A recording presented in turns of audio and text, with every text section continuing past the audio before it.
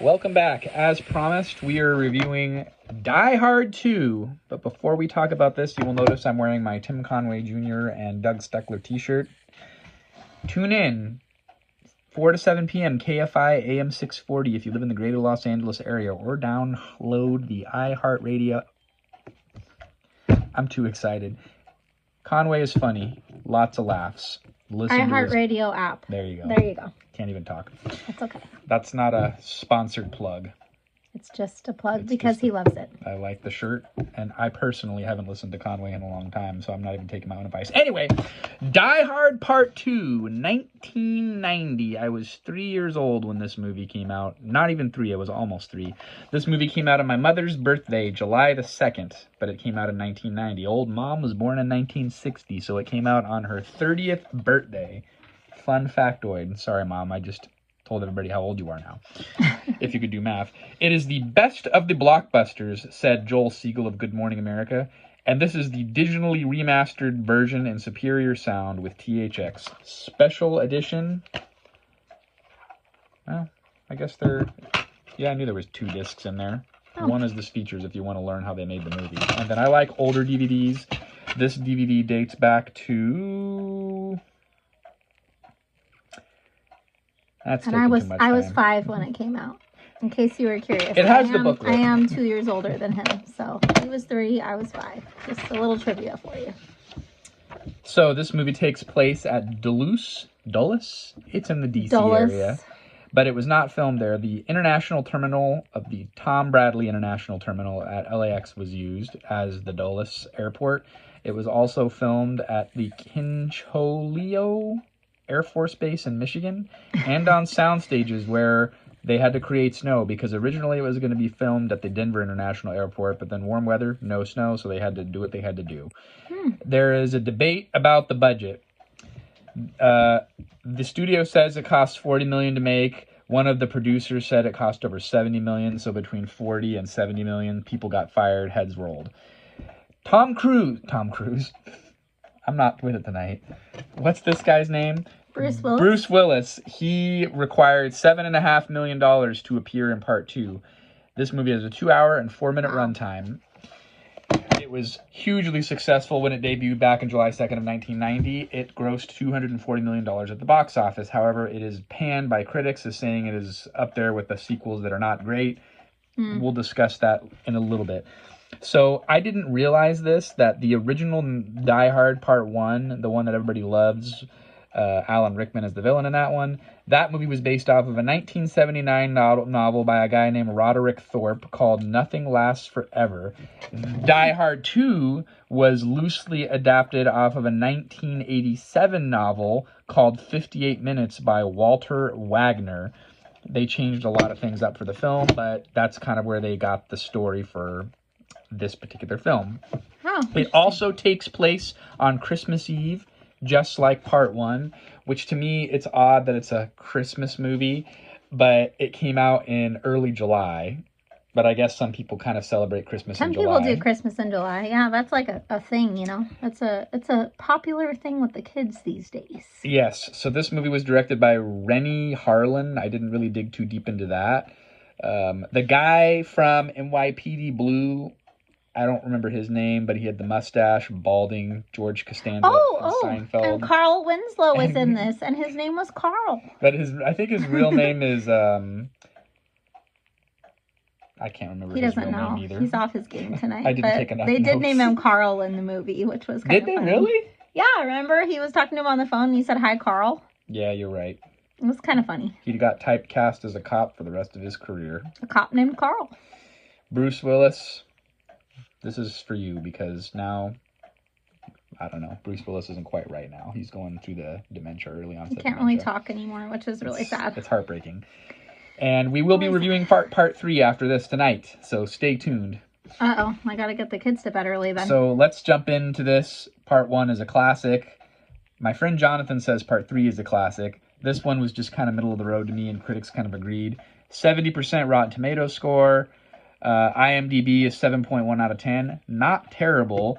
I did not write down the Google reviews. I'm sorry I let you guys down, but we got her as the other backup review. So I am 3 out of 5. it's just, there's a lot of plot holes, and I'm not going to talk about the premise of the movie because maybe you already watched the movie and you're watching because you just want to hear what other people have to say about it. It just, to me, it was kind of like over the top, as these action movies often are, but obviously people liked it because it made $240 million. Somebody liked it. It was just okay for me. There was some plot twists that made it good that I was not expecting if I had never watched this movie before. That's true. I only ever seen part 1, and I have a 3-part box set, but, you know, I didn't dabble into the rest of them until recently. So there you go. I'm 3 out of 5. It was just meh. It was good, but it wasn't great. I'm 4 out of 5 because I did stay entertained the whole time.